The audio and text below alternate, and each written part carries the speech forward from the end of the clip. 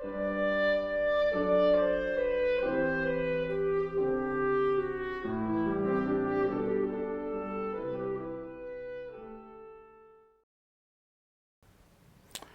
of the things that we get to decide in this life is what's fundamental, right? What's it's actually the fundamental basis for our life. So for the last, 500 years maybe, it's been quite fashionable to believe that the material world, the physical world, is what's fundamental, right? And as a consequence, that aspect has been on the ascendant, right? More and more the focus of our everyday life, more and more the focus of society as a whole, more and more where the evolutionary movement of humans is taking us is more and more into that materialistic world, the physical world.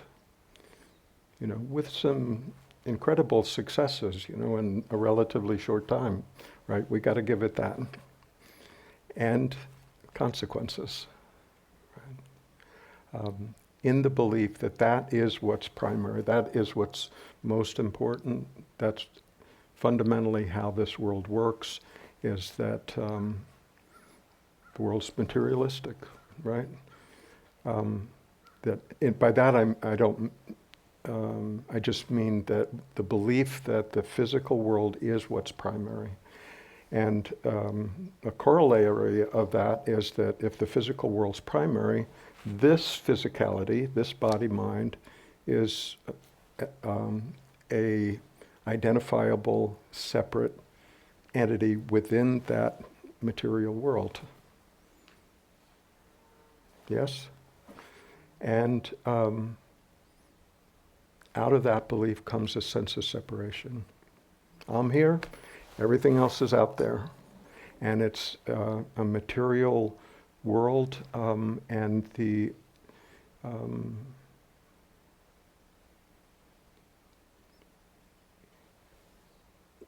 what will give me pleasure in this life is what's important, and what I want to do within this time that I have is to extract as much pleasure as I can from being in the world, however I define that.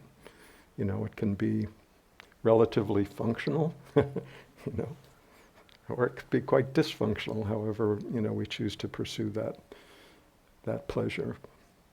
But the presumption is that I'm separate, this physicality, this is what I am, this body, this mind, and the world is out there to be explored. You can almost sort of think of it as like the mining industry. The world is meant for extraction. For whose benefit? For mine. It's quite a logical conclusion to be drawn if the starting assumption is what's primary is this physicality, this physical world, what I see, what I perceive, that's it. And so, we can have whatever judgments we have about the state of the world these days, but I would suggest that a large part of that is a consequence of that kind of thinking, that what is fundamental is the physicality, is the material world. Right? And so from that perspective, we can bemoan the state of the world these days, but I would say it's an accurate reflection of the state of consciousness that we've arrived at. In that sense, it's perfect reflection. Right? As it should be. Right? If that's sort of as taken as a whole, the consciousness of humans at this time, based on what's happened over the last few hundred years, this is where it's led to. So the only reason for, other than to state the obvious, the only other reason for mentioning that is that there's a consequence to what we take to be fundamental. If we take this physicality, this form, this body-mind to be what we are, then that assumption has consequences. Consequences on how we live our life, how we relate to other people, how we think about ourselves in the world, has consequences. Yeah. And we can, people, with, some effort and attention and, a certain degree of authenticity and integrity, can do that fairly well. That's great. But then it still begs the question, is that the entirety of it? And if the assumption is, yes, that's what I've got to work with, I've got this body, I've got this thinking mind, and, my job is to make the best of it. So if that's our belief, then we're on the self-improvement path. Anybody tried that one? I am going to improve myself to the point that I'm happy, right? I'm comfortable. I feel at home in this world. I feel at home in this body. I feel at home in what's happening internally in my thinking mind. I'm okay with it. That's where I'm going. And I'm improving my way towards that.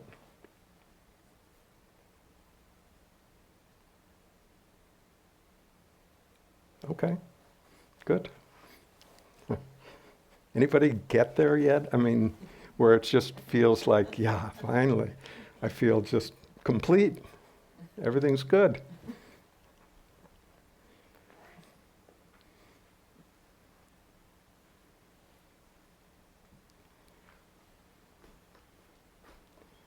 We can do it on the inside, we can try to do it on the outside, we can try to change society and elect the right people and change the laws and all of that, but it's still based on the underlying assumption that what we've got to work with is this material world.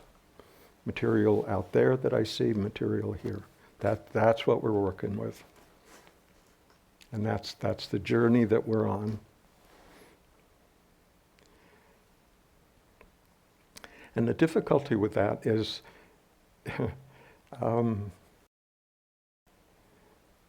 is the law of unintended consequences. I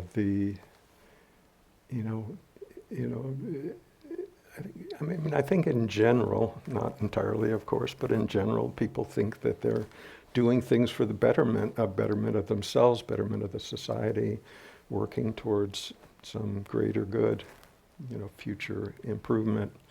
And but again, when the underlying assumption is that this is the entirety of it, the results speak for themselves, right? But the underlying assumption is still an assumption. It's an assumption that what is fundamentally real is this.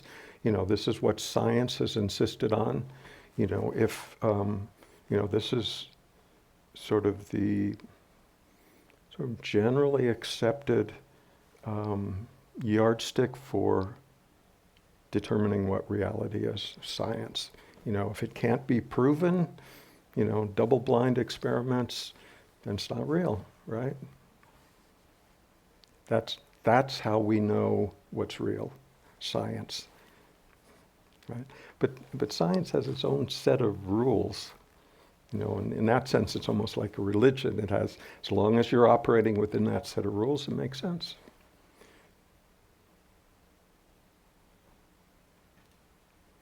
But it leaves out things that we, when we stop and think about it, it leaves out things that we know are more important than that. It doesn't quite have room for love and compassion and companionship and brotherhood and all of those kinds of things. Because they can't be measured. They can't be reduced to material existence. So, and then lately, in the last 100 years or so, science has begun to struggle with this problem of consciousness, right? So it's like they don't quite know what to do about that. The assumption has been, the brain has a lot of cells up there. We don't quite know how it does it, but somehow they come up with consciousness. The physicality of the cellular existence in our head somehow produces this anomaly almost called consciousness. Don't quite understand it, but it must be happening there. Because why? Because we presumed that the fundamental nature is the material world. So we start with that and try to figure out how everything else fits into it. So, they've sort of contorted themselves, I'm talking about scientists now, sort of contorted themselves to try to make sense of this. So they call it the hard problem of consciousness. How did consciousness arise from these cells? And they've done all kinds of research and can figure out what part of the brain's, if you stimulated this, something happens. If your brain gets injured here, you can't see anymore. That's just function, it's not consciousness. Yes? It's just that capacity of the brain to process information. So they haven't been able to figure out how this consciousness happens, but they presume that if they just haven't gotten there yet, just more research, and then one day they'll figure that out. And they've also tried to say, rather than consciousness being outside of science or outside of the material world, they just say, everything's conscious, right?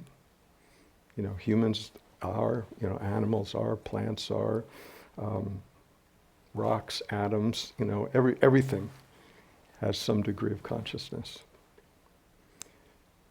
But that's just total speculation, right? It's starting with the assumption that what's fundamental is the material world, and then we try to force some concept on it that will sort of maintain the underlying presumption that what's real is the material world. So one of the consequences of the belief in an objective external world is that's what's permanent. It's changing, of course, but it's permanent. And then me, as a separate entity, sort of enters that material world for some period of time, and then exits stage right, and so that's the working model.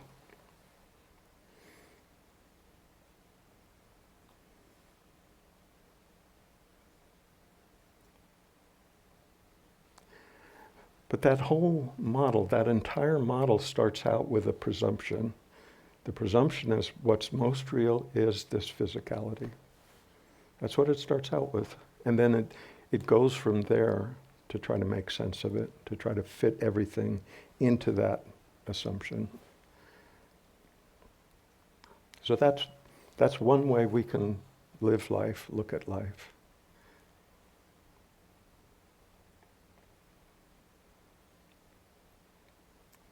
But like I said, when we do that, that has consequences. That line of assumptions. So the question is there another possibility? Is there another way of looking at what's happening? And what I'd suggest is that the other way of looking at it is to, rather than look to science or philosophy or whatever to sort of tell us how things work, is that we can check it out for ourselves.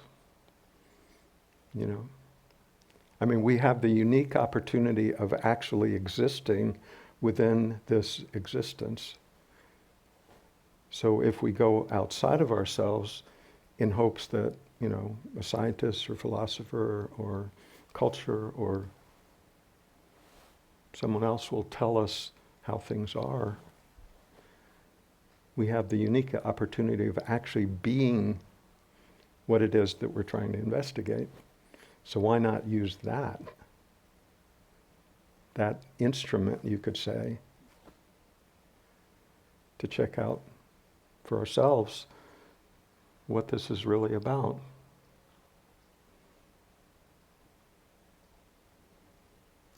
So we can do that, right?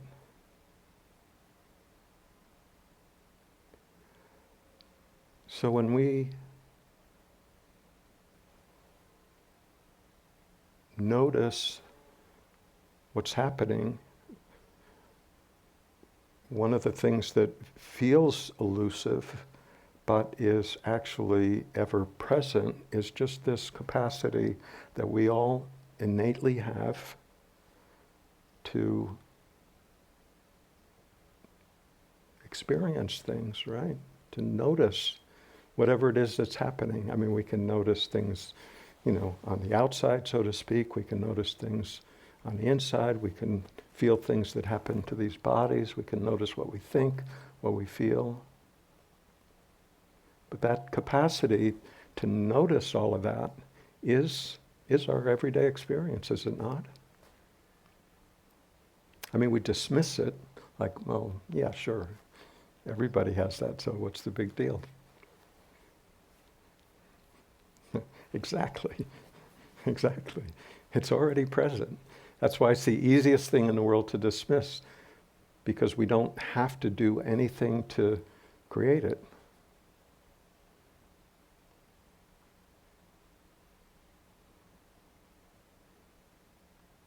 But isn't that our actual direct experience? Every perception that we have about what appears to be this, you know, solid outside world, you know, magnificent creation, incredible. Our only experience of it ever is within what we perceive, right? So we can take, let's just take the sense of seeing, right? We can all look down and see the river. I think you can see it from back there, but anyway, it's there if you can't. And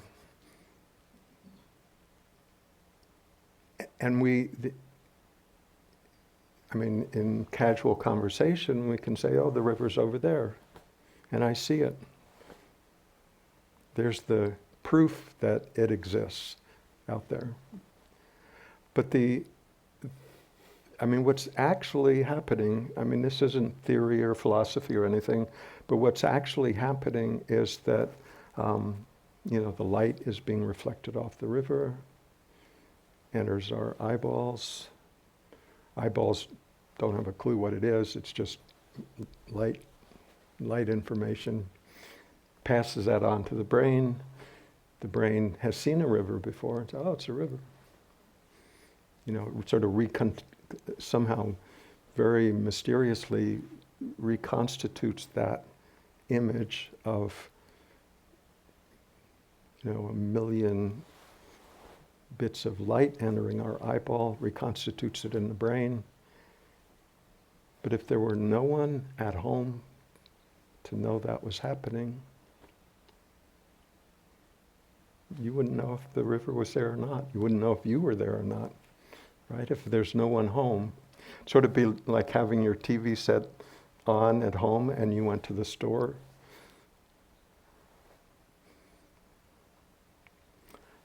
So that capacity, that knowingness, that awareness of that image that appears in our mind is our reality. That's the entirety of our reality. What appears within consciousness.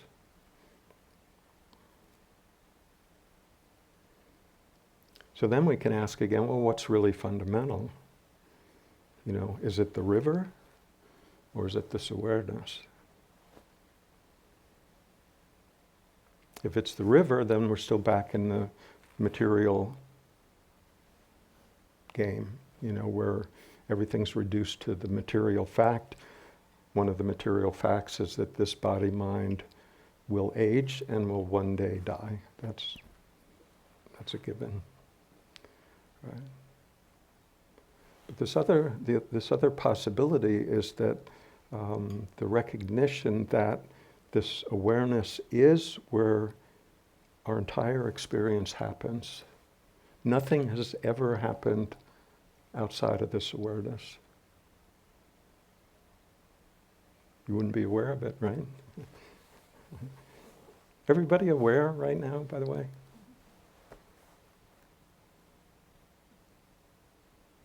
So that's the awareness that I'm talking about. I remember when I first started going to listen to Adyashanti, one of his favorite phrases was garden variety awareness, right? Everyday awareness. And I for the first, 8 or 9 months, I was listening to him. I listened to him a lot, like several hours a day. And I don't know how many times I heard that expression, garden variety awareness. I don't know, maybe 100 in those 8 or 9 months. And I don't know, maybe it was the 101st time. It was like, oh, you mean that awareness? You know, that awareness that's sort of always present, always has been. You mean that? I was looking for some other kind of awareness.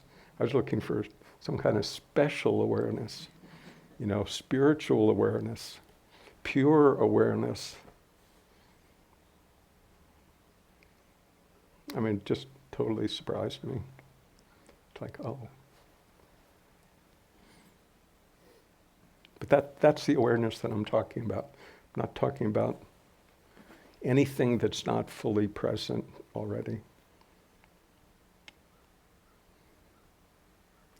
So the awareness that's functioning in everyone, including everyone here, at this moment and at all times, is already complete. There's not gradations of awareness. I know in spirituality they talk a lot about becoming more aware. Awareness is fine. It doesn't need our effort to improve it. It's complete already. I think what people maybe unintentionally mean by becoming more aware is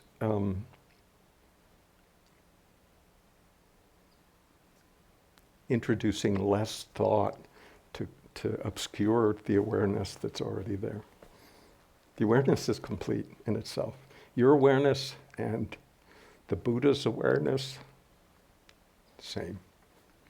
No difference. Utterly the same. Already.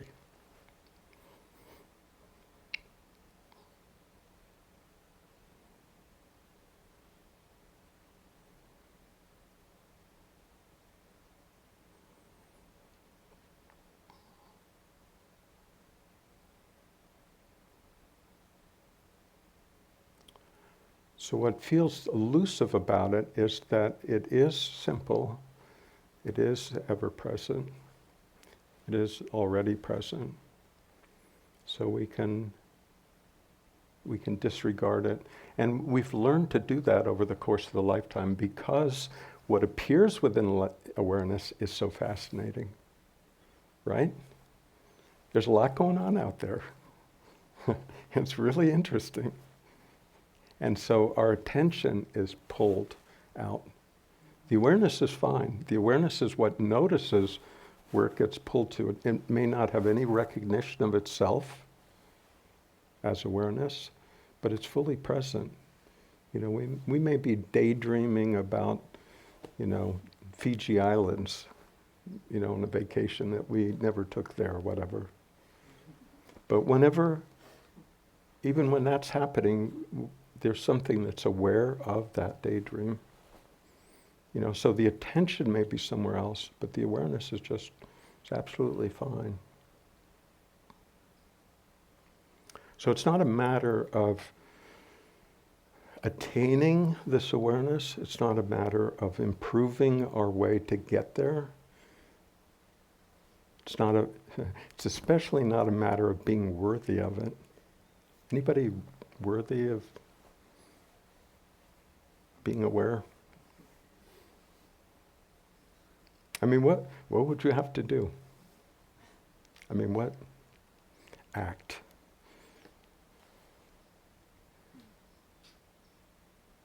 To earn it, to be worthy of it. So that's the gift, right? The gift's already been given. The gift's already been given. The only real question is whether we'll receive it or not, recognize it or not.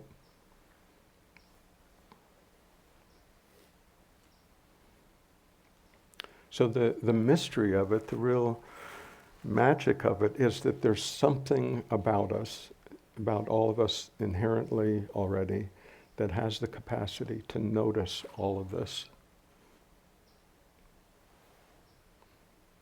I mean, that's pretty cool, isn't it? You could have exactly the same life as you do now and not have this awareness. Just what would it look like? I mean, it would just be going through life in zombie-like fashion, right? Same things could be happening, but if there was nobody home to notice that,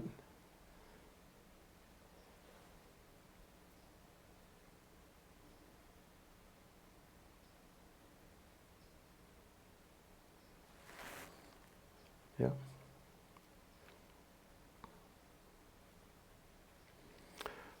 So this, when we look for ourselves and see what's actually happening just firsthand, rather than relying on, you know, science or philosophy or culture to tell us what's important, but if we look at what is our actual direct experience, we can see that this awareness is fundamental.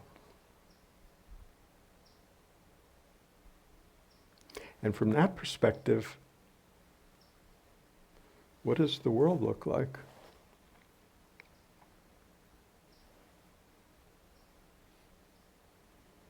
I mean, what's our direct experience of it?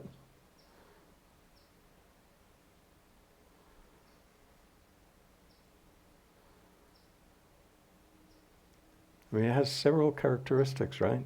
Every moment's a little different, always changing.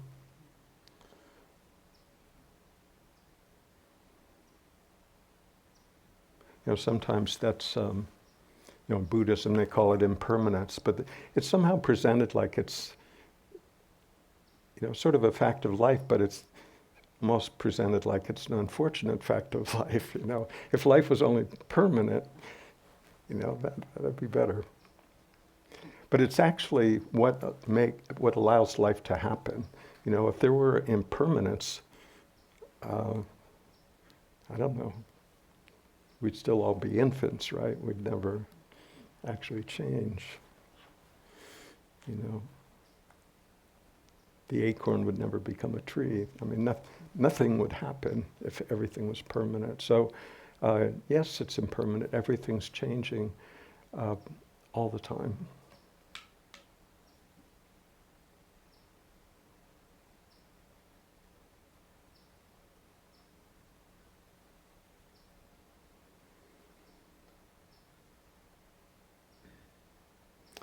So one question is, are we okay with that? Are we on board with that or not? You know, and you can sense into it, you know, just you can sense it into your body. You know, something happens that you don't want to happen. You know, it doesn't feel, you know, we try to resist it. We try to manage our experience.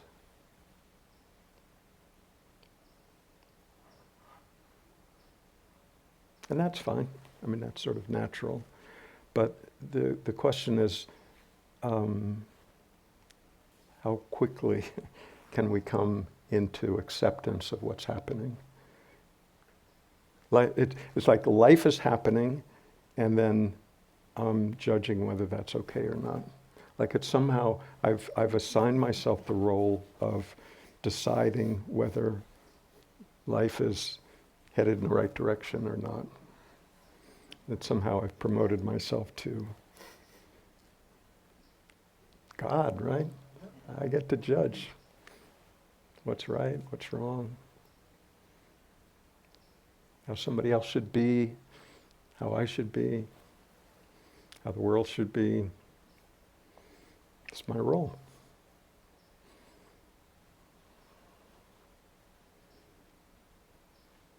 But we can just sense into that when we have that perspective, when we feel sort of entitled to do that. I mean, you can sort of feel just in your body how that separates you from whatever's happening. Doesn't mean that we don't have to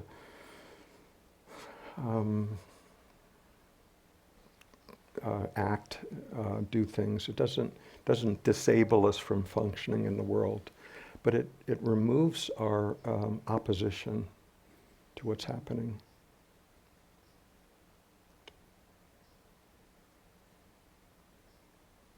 You know, removes our argument to whatever may be arising, and acknowledge, yep, that's what's happening. In this moment, that's what's happening. So it gets rid of all the energy that could be spent arguing with that.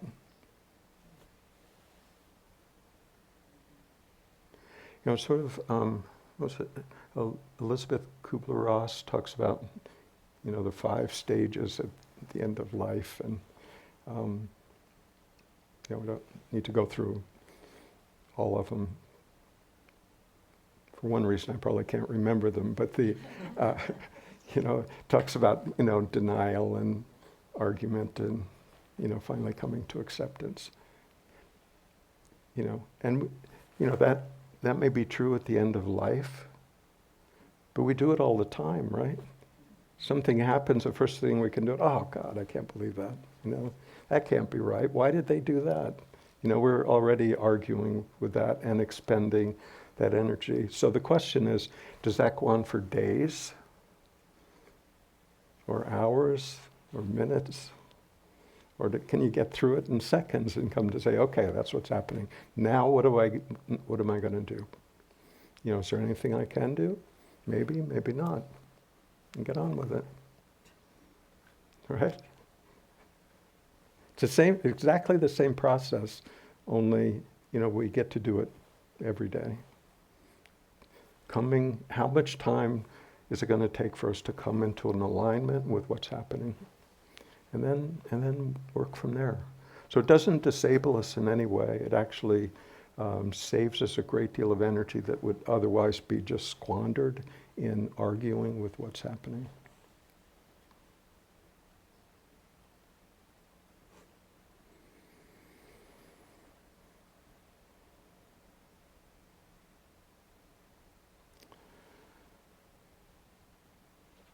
So when this awareness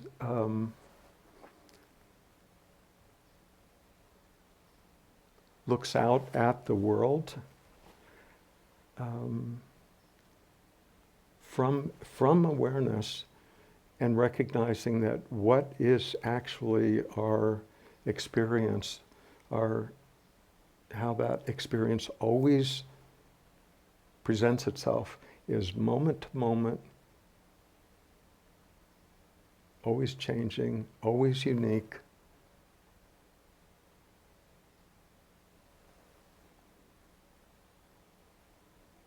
Never to be repeated.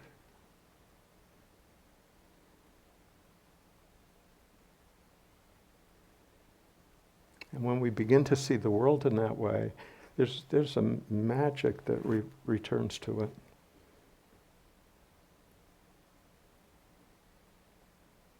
We don't see it as sort of a fixed outside world that we stand apart from. It's actually our direct experience is that it is happening within what we are. Yes? No? Isn't it? Everything that we've ever experienced in our entire life happens within this awareness. Only ever happens in the moment, and it happens as appearances within this awareness. And that's the beauty of it, that's the magic of it. That's also the freedom of it, because we get to participate, and yet this awareness is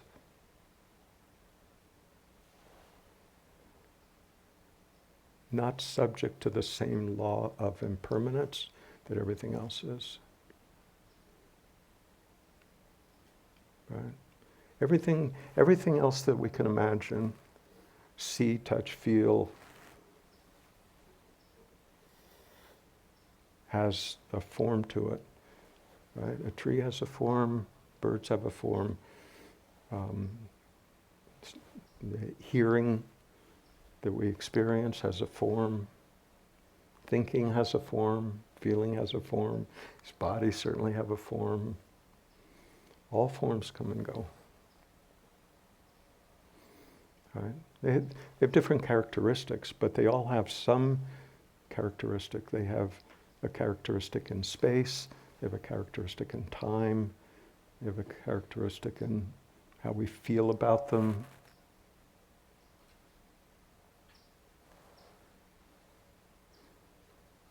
So that's all on this side of the ledger over here. And on the other side is consciousness. Consciousness is the one thing that doesn't have a form. Formless.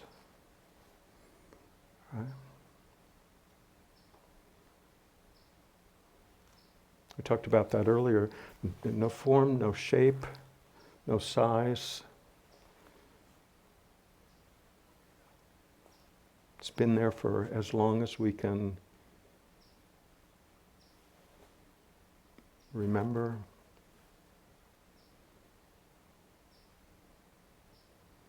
The consciousness that was present 2 minutes ago was the same consciousness that was present 20 years ago.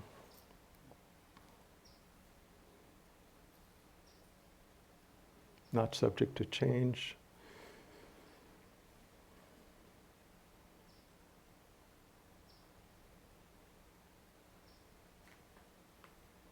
So it's the one thing that's not in the same world of form. Form appears within it, right? We imagine that we appear in the world of form. Me walking around out in that world. But the reality, our own direct experience is that the world, everything we've ever experienced happens within this awareness that I am, that we all are. Is not true?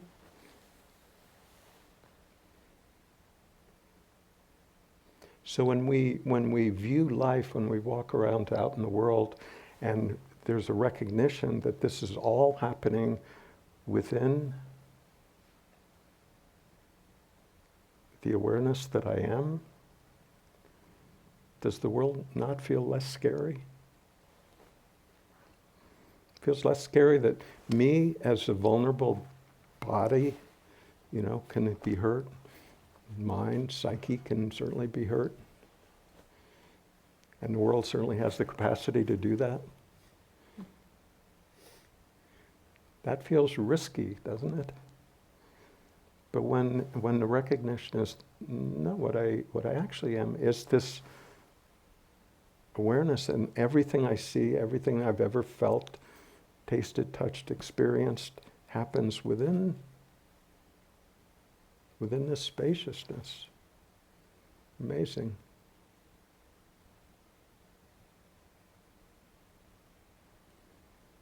It changes.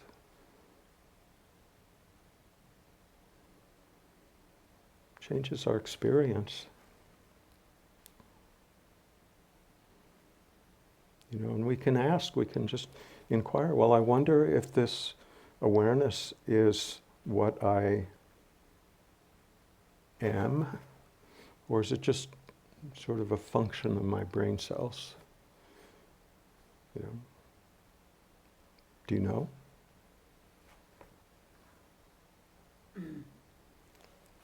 Good. Good. It's good to acknowledge that. Okay, I don't know. But it's a worthy question, right? So I'll just leave it as a question. So none of this is about answering conceptually. Well, so-and-so said that it's, what I am is consciousness, so I'll go with that. That's actually not helpful. What is helpful is to really sit with the question. The other night we were talking about good questions. So this is a good question. Like, I wonder if what I am is actually consciousness. I wonder if that's actually true. Could that actually be the case? And the first step is to acknowledge, well, I don't know. I've been taught that, no, that's not true. Most of, 99 point whatever percent of other people believe, no, what consciousness is a product of the brain cells. Why do they believe that? Because that's what they were taught. But we have the opportunity to actually look for ourselves, like, when I actually, here I am in the right smack in the middle of existence, and I have the opportunity to be in this body-mind, and so I'll check it out for myself. I don't have to go out to depend on somebody else's body-mind. I've got one here. I can look here. Right? It's an opportunity. It's sort of like the difference between sitting in the front row seat, or sitting, or watching it over closed circuit TV,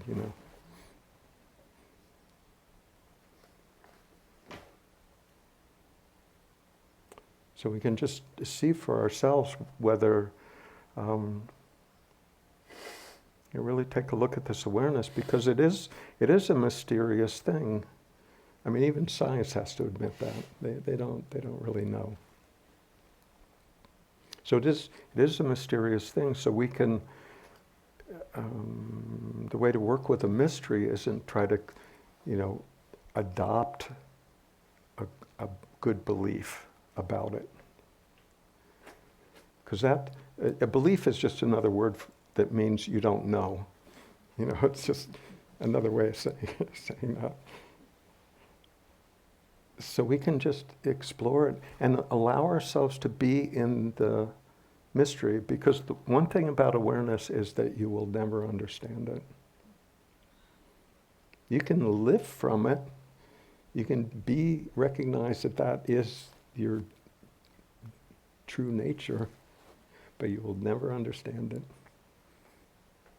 And that's what the mind is trying to do. The mind is trying to, sort of wrap its arms around it to try to reduce it to something that it can understand, but the mind can only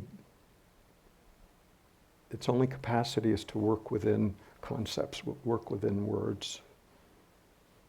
Right? I mean, that's its vocabulary. It's limited to words and concepts. And what we're talking about here is something that's more real than any concept will ever be.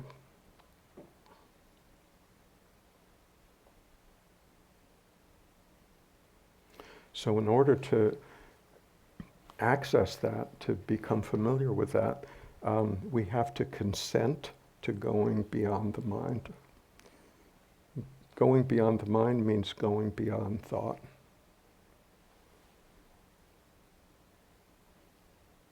Doesn't mean that we have to make thought stop. That's a whole different ballgame. We don't have to. You don't have to spend the next 25 years trying to do that. You can allow the mind to sort of chatter in the background. It's sort of like when you get onto the elevator and they're playing, some, third-hand rendition of some song you used to know. You're not looking to it for inspiration, right? You're not looking to it to be uplifted. It's just something to occupy your mind for the next 30 seconds. So you can just allow but you don't get pissed off at the elevator music, right? Well, I guess you could, but it's unnecessary. Yeah. Yeah. So it's sort of like that. It's the mind will continue to talk to itself, and if we oppose it, it'll talk to itself louder. It's the way it works. Because we're energizing it by our opposition, which is just another thought. So we're arguing with ourselves. That won't make it more quiet. What'll actually settle it down is just leave it alone.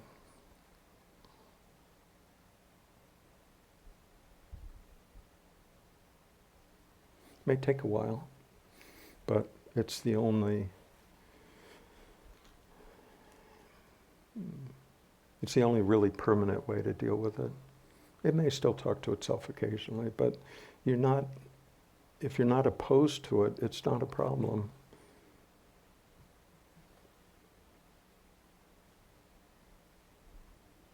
And it's not where our attention is.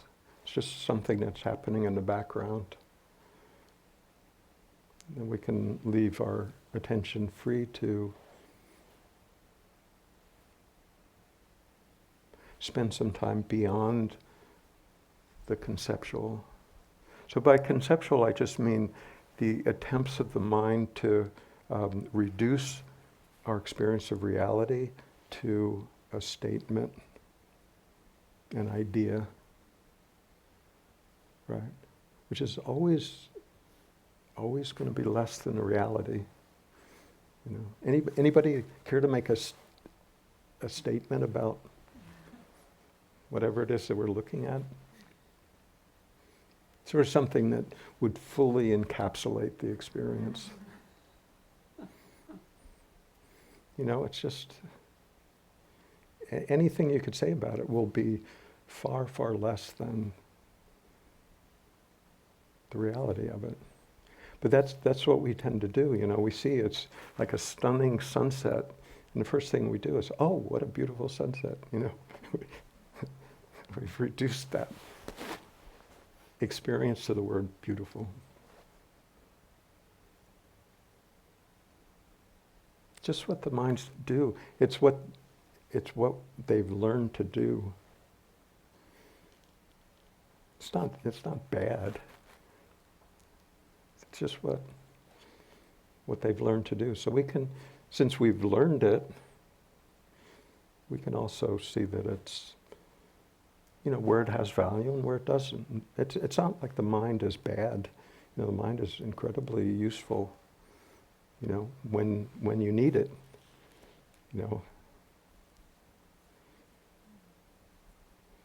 just like a shovel is a wonderful tool when you need a shovel. You know, if you need to make a phone call, you know, it's not the right tool. So we're not saying anything bad about the mind. It's not the bad guy in this spiritual endeavor. It's just, it has limited, it can take us to a certain point, but not beyond that point. And the point that it can take us to usefully is using it to see what we're not. That we can use it for. To see all the ways that we've identified ourselves as being, I don't know, lots of ways. You know, I'm a happy person, I'm a honest person, I'm a judgmental person, I'm a this or that. You know, and we can look at all those different, you know, or we could look at our profession, we could look at our, you know, political affiliations, we could look at all kinds of things. And we can see that, yes, on a conventional level, those things are relatively true. But is any one of them really who I am? I mean, the entirety of what I am, the reality of what I am, is it? And we can see, we can just, you know, use our thinking capacity and say, well, yes, sometimes I am judgmental, that's true. But a lot of times I'm not. So a statement like that is, you know, at best only partially true, not entirely true. You know, or I am a fair person. Always? Well, not always. So we can see any way we characterize ourselves.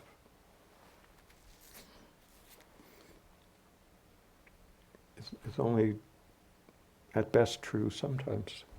You know, we can even say, well, you know, the one thing I can be certain of is that I am a mother. I have a daughter. That I know. That's what happens when you don't remember that. You know, like the 98% of your life when that's not in your consciousness, you're thinking about. You're watching a movie, you know. Do you have a daughter in that moment? Not as far as you know.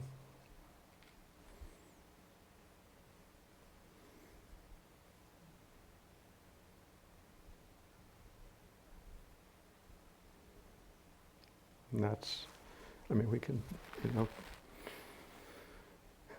see, you know, quite easily that that is where life happens in this moment. It's the only place it ever happens. You know, for all the times that spiritual people try to be in the now, anybody ever succeeded in being anywhere else?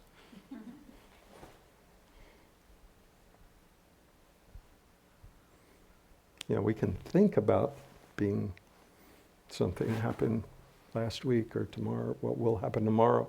But the only time we can think about that is in the present moment. It's inescapable.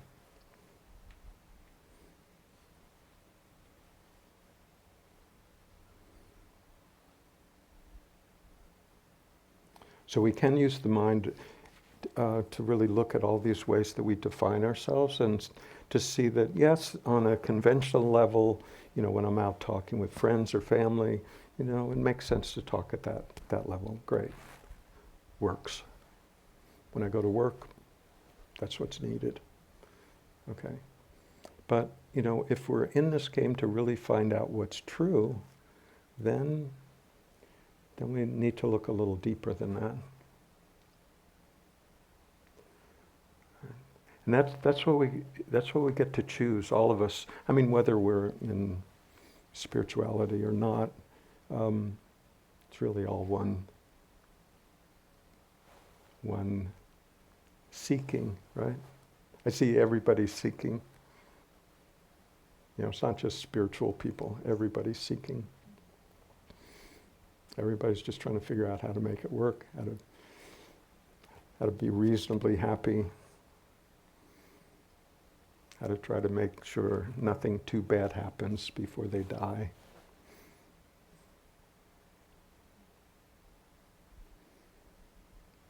And all different ways of doing that.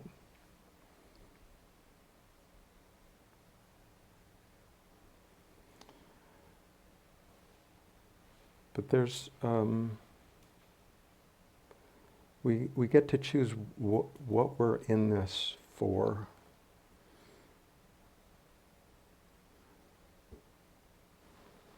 One way spirituality can be used is just to feel better. You know, how do I get enough out of this that I feel okay? You know, life looks better. That's okay. I mean, that's probably how most of us got into it. You know, just looking for a little peace, a little happiness, a different perspective.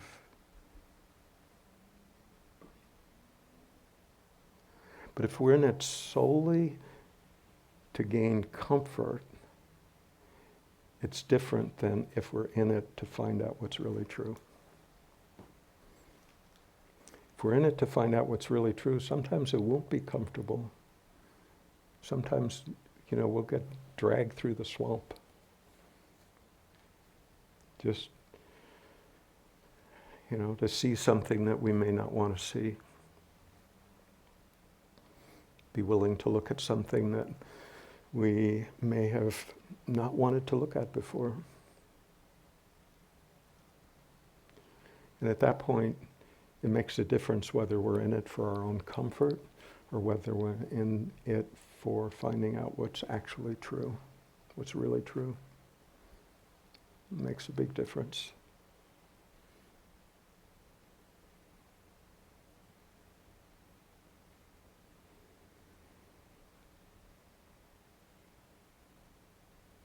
But the good news is what's true is already true. What's true is that you are already what you seek. A lot of people have said that. You are already what you seek. We think we're seeking it sort of beyond ourselves, outside ourselves. You know, not me, not this. Couldn't be.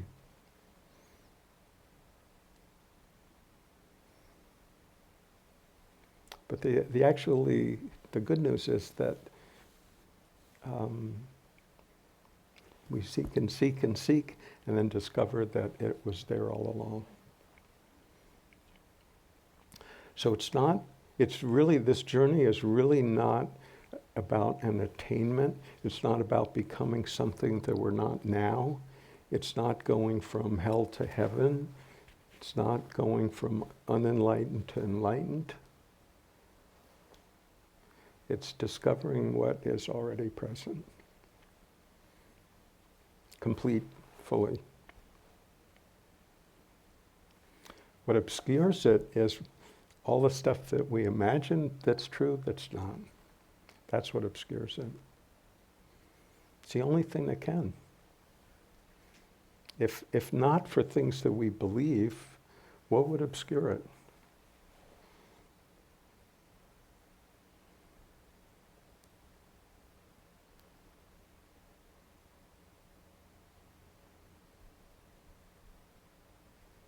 So the good news is that it's not a journey to become something that we're not already. It's really discovering what we already are. And when that is discovered, it's both embarrassing and hilarious. It's embarrassing because, you know, it's like, how could I have missed that for decades? And it's hilarious at the same time, you know, just because it was like this close all the time, the whole time.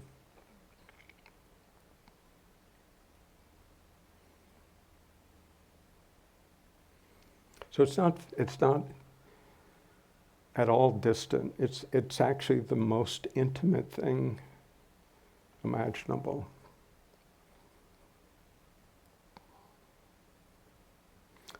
That's why it's not out anywhere. It's the most intimate thing.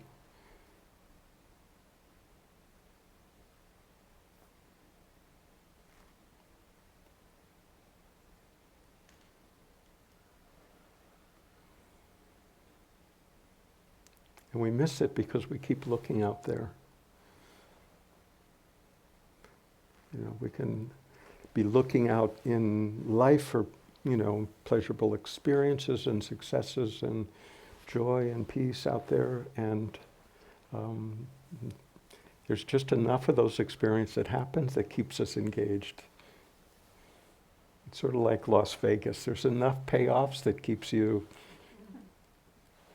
in front of the machine.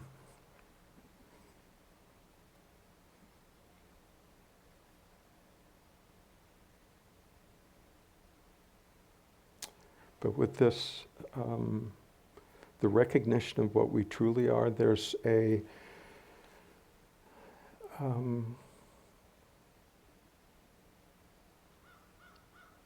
sense of peace and contentedness that comes with that. That remains. It's sold as bliss, right? That's the marketing. It's sold as bliss, and it can feel like that for a while, but it settles down to contentment. Eckhart Tolle talks about that. He said, you know, when he first woke up, yeah, there was bliss, mind-blowing bliss. But he said it was only in comparison to what I was experiencing before. That after a while, I realized that was my natural state, and then it settled into contentment.